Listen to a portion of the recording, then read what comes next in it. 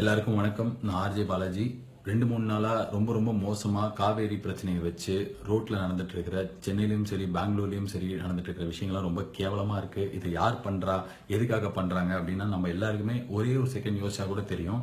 KPN bus எல்லாம் போய் கொளுத்தினது கர்நாடகாவில் இருக்கிற சாதாரண உங்களை மாதிரி என்ன மாதிரி ஆள் கிடையாது. இன்னைக்கு உட்லண்ட்ஸ் ரோட்டில் போய் அடிச்சு இங்கே சென்னையில் உடைச்சது கர்நாடகாவில் இருக்கிற சென்னையில் இருக்கிற நார்மல் நீங்களும் நானும் போய் உடைக்கல. எல்லாமே பண்ணது யாரோ சில பேர் இந்த பிரச்சனை ஓயக்கூடாது, இதை வச்சு இன்னும் கொஞ்சம் பிரச்சனை ஜாஸ்தி ஆகிக்கணும், மொழியை வச்சு அரசியல் பண்ணும், மொழியை வச்சு லாபம் தேடிக்கணும், தமிழன் ப்ரைடு கர்நாடகா ப்ரைடு அப்படின்னு சொல்லிட்டு அங்கே பொழப்பு இங்கே பொழப்பு நடத்தணுங்கிறவங்க மட்டும்தான் பண்ணிட்டு இருக்காங்க. ரொம்ப வருஷமா மறுபடியும் இந்த வருஷம் பண்ணியிருக்காங்க.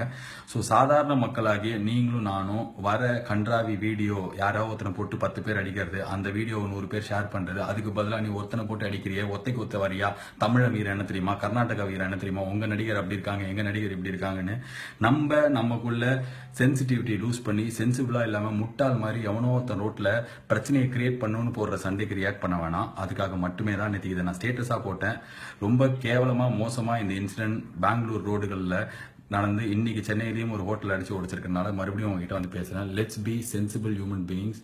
இதுக்கப்புறமா அலோவ் பண்ணுவானா. நீங்களும் நானும் பண்ணக்கூடிய பேசிக் விஷயம் என்னன்னா, எதுவுமே ரியாக்ட் பண்ணாம, இதை பத்தி எதுவும் பேசாம அமைதியா நம்ம பாட்டுக்கு முஸ்தபான்னு இப்படிதான் இருந்தோம். வெல்லும் போதெல்லாம் அவங்களாம் நிறைய அமைச்சிருக்காங்க, நம்ம உதவி பண்ணியிருக்காங்க. அதுதான் சாதாரண நம்மள மாதிரி மக்களோட மனசு அங்க இருக்கிறவங்களுக்கும்.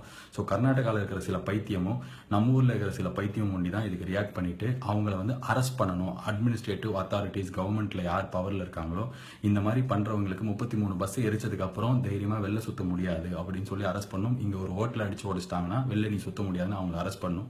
அதை பண்ணுவாங்க. இந்த பிரச்சனையை பேசி சுமூகமா 50 வருஷமா போய் தீர்த்துவாங்க அப்படின்னு நம்பலாம். மற்றபடி நம்ம எதுவும் பண்ண தேவையில்லை. அண்ட் முக்கியமா இந்த பேஜஸ்லாம் இருக்குது, அந்த ட்ரால் இந்த ட்ரால், அந்த பேஜ் இந்த பேஜ், 2 சைடில் இருக்கிற பேஜ்லாம் கொஞ்சம் வாயை மூட்டு நீங்கள் 2 நாளைக்கு உங்கள் கடையை சாத்திட்டு போங்க. வேற ஏதாவது வச்சு விளம்பரம் தேடிக்கோங்க. இதை வச்சு பொழப்பு நடத்தாதீங்க.